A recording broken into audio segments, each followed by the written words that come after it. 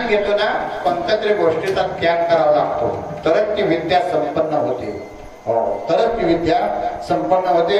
बघा, एखादा कोणतरी वारला, आपले नाट्या गोट्यातला आई वडील वारल्याच्या नंतर मुलाला सांगतात, काही कुंभार क्रिया असते, काही जंगम क्रिया असते, नाही का, पण ते भटजी क्रिया असते, ब्राह्मण क्रिया असते, ते सांगतात का हो कमीत कमी तरी वर्ष श्रद्धा होईपर्यंत तुमच्या आईवडिलांना आवडणारी वस्तू जी होती तिच्यावर त्याग करावा लागेल, नाही का.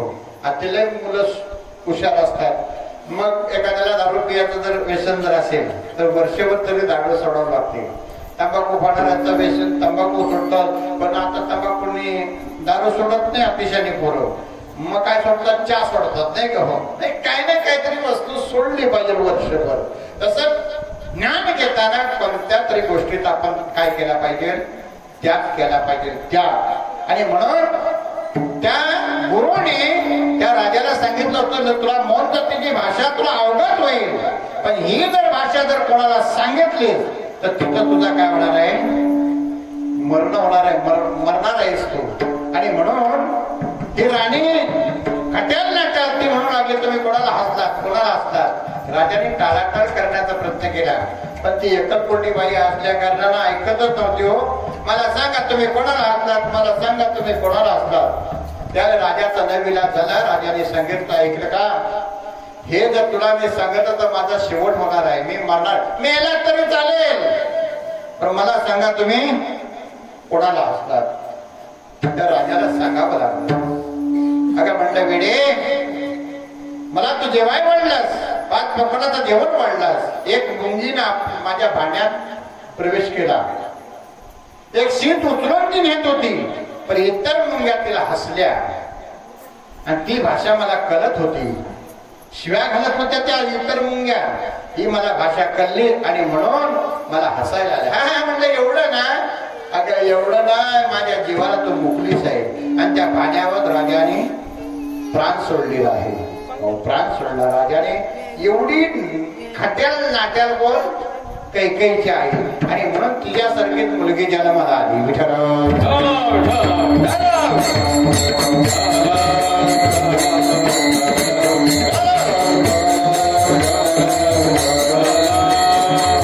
महाराज सांगतात की भक्ती प्रेमाभीन ज्ञान नको देवा, अभिमान नित्य नव माझे, प्रेम सुख देही, प्रेम सुख देही, प्रेमा विननाये समाधान. तिसऱ्या चरणात शिवी दिलेली आहे, शिवी नाथ महाराजांनी. त्या शिवीचं का तुम्ही उच्चार करत नाही, नाही का, नाही करत शिवीचा उच्चार. विन जीव शृंगार पै झाला, तोच एक झाला निसंग म्हटलेला आहे.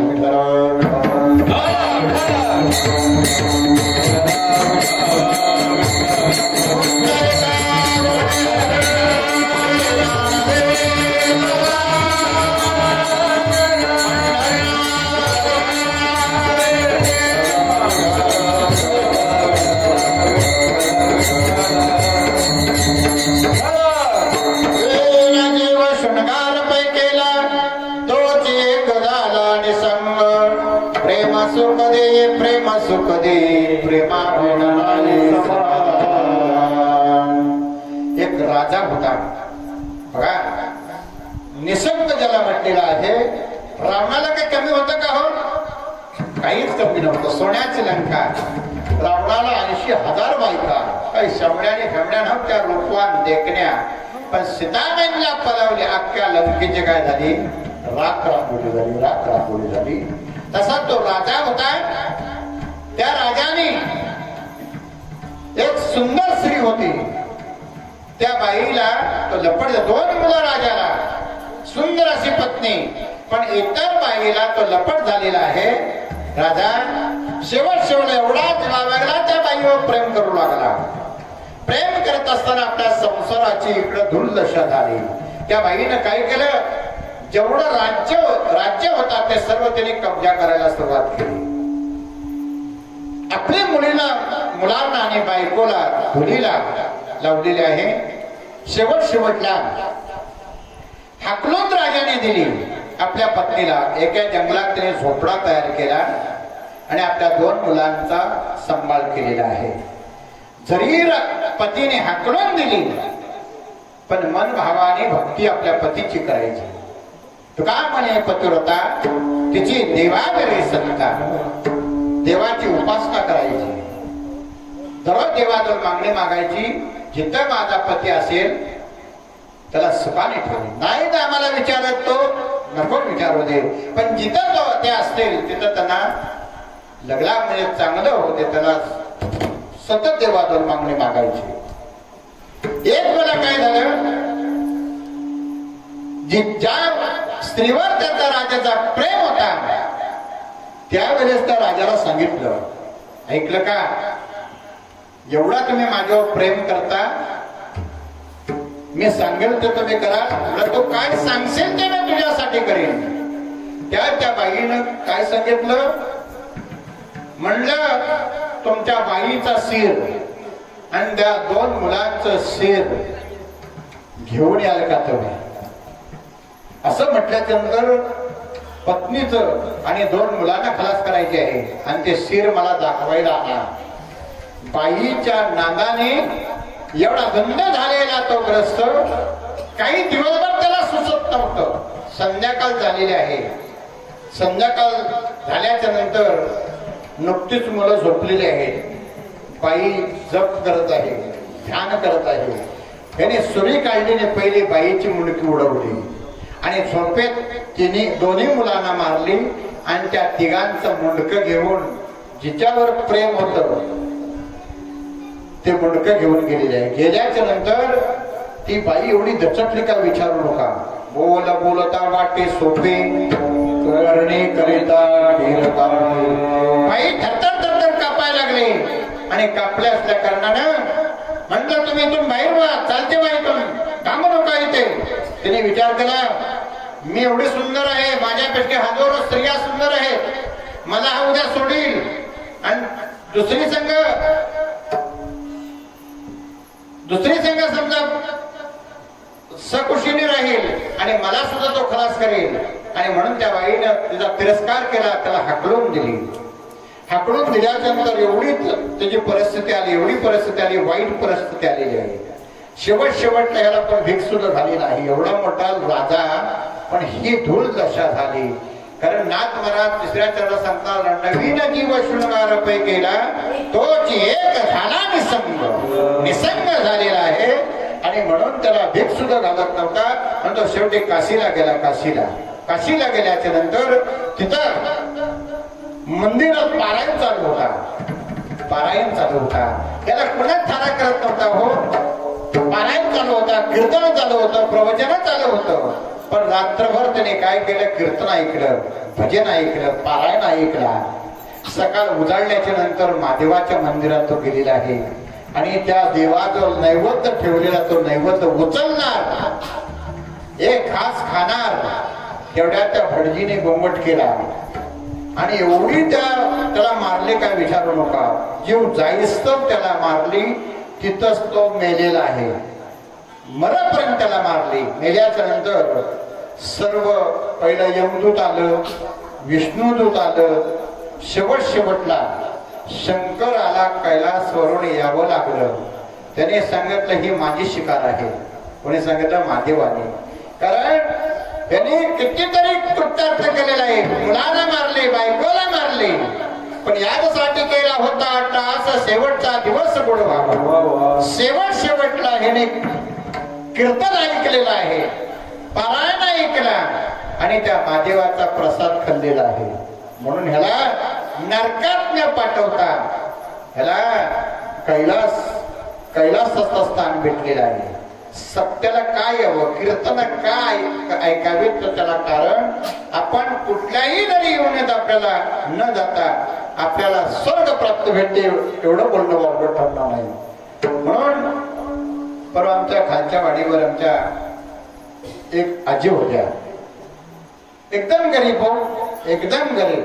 म्हणतात ना, होईना भिकारी पंढरीचा वार कधी तिने वारी चुकवली नाही. वारीला जाण्यासाठी इकडून तिकडून पैसे जमा करून पण वारी चौकडे कार्तिक एकादशी आली होती आणि कार्तिक एकादशीला दोघंही पंढरपूरला गेले. दोघंही पंढरपूरला गेल्याच्या नंतर घरी आले. महिनाभर काकडी गावात काकड आरती कधी काकड आरती चुकवली नाही त्या दोघांनी. आणि कार्तिकी एकादशी झाल्याच्या नंतर आळंदी एकादशी नाही का. आणि आळंदी एकादशीच्या आदल्या दिवशी पूर्ण गावातल्या थोरा मोठ्यांना भेटून आल्या, पांडुरंगाला भेटून आल्या. आणि संध्याकाळी झोपेत कधी प्राण गेला कळलं नाही. जो आवडे सर्वांना तोची आवड आहे देवा. एकादशीच्या दिवशी मरण आला. एकादशी नको त्याला एकादशीच्या दिवशी मरण येत नाही. भाग्यवान पुण्यशील असेल तरच एकादशीच्या दिवशी मरण येतो. एवढे नव्हे, मेल्याच्या नंतर फक्त वरती स्वर्गात गेल्याच्या नंतर डायरेक्ट स्वर्ग प्राप्ती त्याला. तिकडे तिकडे नाही, नरकात नाही, कुठं नाही, डायरेक्ट त्याला स्वर्ग प्राप्ती. एवढं नव्हे, फक्त त्याला अन्न खाता येत नाही. आता देव स्वर्गीचे अमर इच्छिताचे देवा मृत्यू बाबा स्वर्गीचा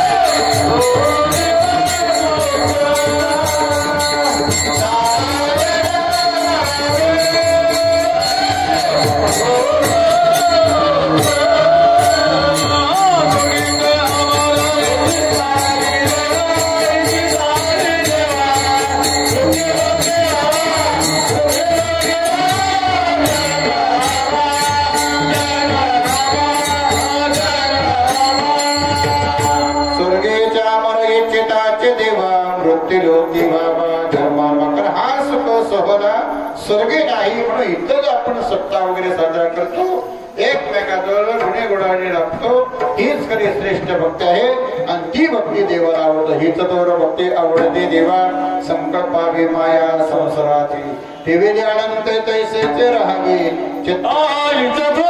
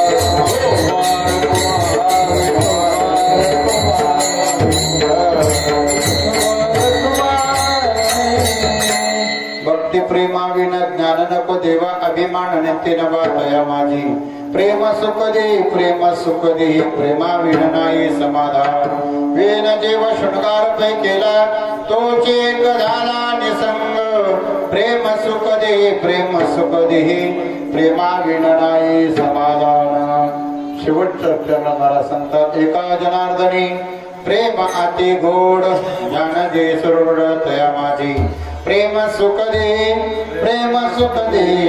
प्रेमा विना नाही समाधान साधी सोपी भक्ती ती केली पाहिजे आणि केल्यानंतर मग तो अवघात सुखरूप होसी जन्म जन्मेचे दुःख विसरसी म्हणून भक्ती साधी आहे सोपी आहे ती केली पाहिजे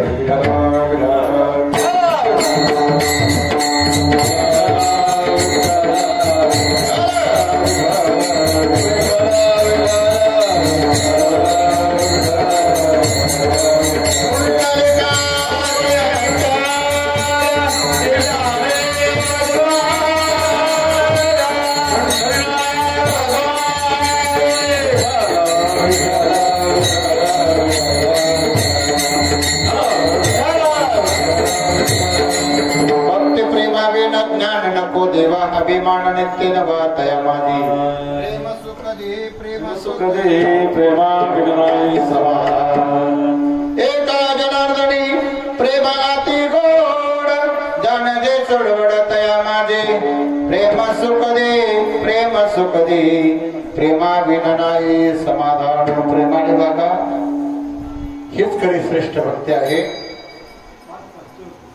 ज्या वेळेस राम आणि लक्ष्मण वनात गेल्याच्या नंतर चौघे मले राजा दशरथा अंतकाले काही नव्हता ज्या राजा दशरथ मरतेने एकही जागेवर नव्हता राम आणि लक्ष्मण 14 वर्ष वनात आणि राम आणि लक्ष्मण कडे होते भरत आणि शत्रुघ्न मावल्याकडे होते म्हणजे मामांकडे होते भक्ती काय करायचं यासाठी बघा रात्री 3-3:30 वाजता भरत बिछाण्यावर उठून बसलेला आहे आणि विचार करतोय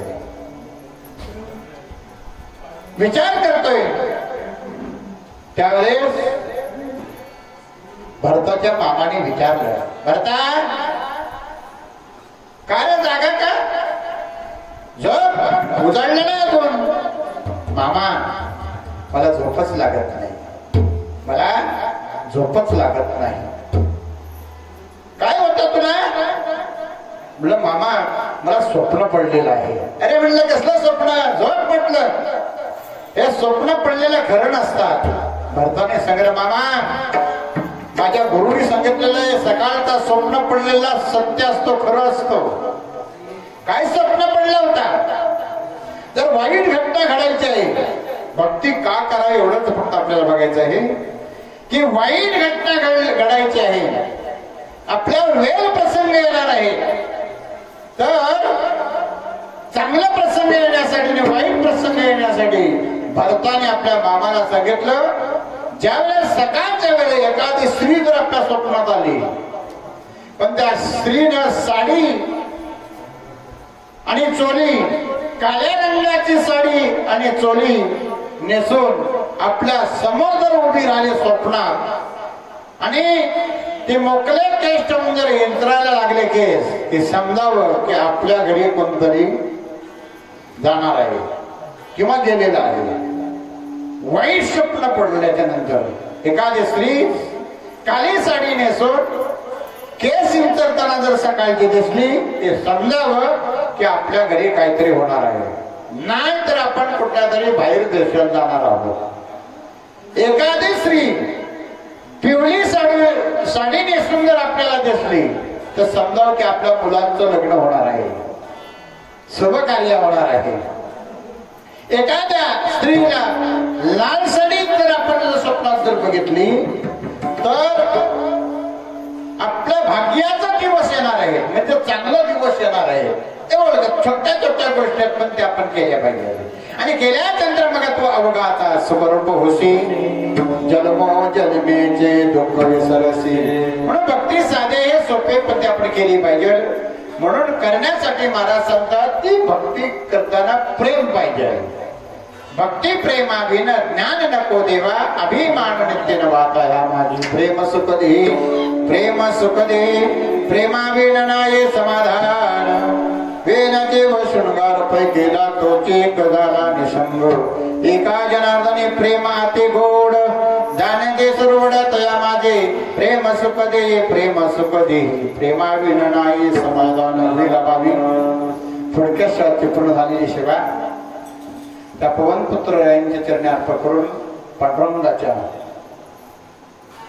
स्वानंद गणदेव आनंद बाबा राधे मातेच्या भगवान श्रीकृष्णांच्या उर्वरित सेवाचे मृदंग चरण लाभलेले आदरणीय आमचे बाळाभाऊजी यांची सेवाचरणी अर्पण करून उर्वरित सेवा आपल्या विभागात सुप्रसिद्ध कीर्तनकार कान्हो महाराज त्यांचा नातू प्रमोद महाराज मिस्त्री यांचे सेवाचरणी अर्पण करून आमचे चिरंजीव एकनाथ महाराज कोपटकर दादा नंद भाऊजी मनीष दादा कोपटकर दादा आमचे दादा कीर्तन वगैरे आणि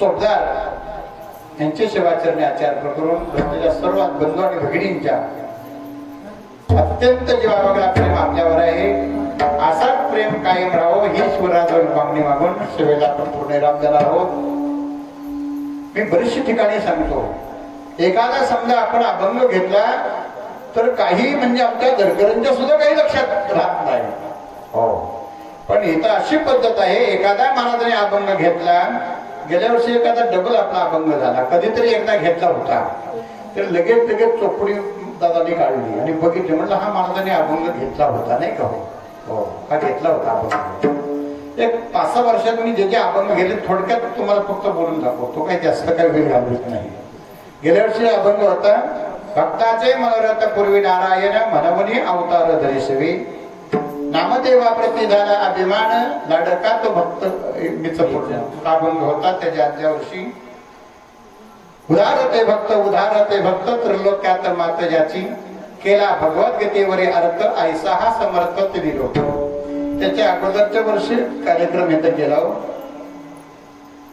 ऐका महिमा आवडीची बोरे खाय भिल्लिनीची थोर प्रेमाचा भोगीला हाची दुष्काळ तयाला त्याच्या आदल्याही वर्षीचं मी तुम्हाला अभंग सांगतो की देवाशी जो पुरे एक तुळशी पान भरे नाही अनेक आवडी भावासाठी घाली होडी कन्या भाजी पान फले काय न पाय यती फुल सोय प्रीतीने दैवात गोष्ट गौलियाचे खात नाही अनेक आवडी भावासाठी घाली होडी अशा माध्यमातून एकदा पुन्हा एक अभंग घेतला होता पुढी कन्या पुत्र होती जे सात्विक तयाचा हरिक वाटे देवा पहाती वाट स्वर्गीचे पूर्वज कुली भक्त राज जन्म घ्यावा पुत्र नसला तरी कन्या तरी व्हावी हरिगुण गाई सर्व काळ पहाती वाट स्वर्गीचे तुका म्हणे पित्रे आशीर्वाद देती आणि कल्याण इच्छिती मनामध्ये अशा माध्यमातून एक 5-7 तुम्हाला मी अभंग बोलून दाखवलं तेव्हा आता ह्याच्या पुढे जो कार्यक्रम करते आम्हाला सुद्धा विचार करून अभंग घ्यायला लागणार आहे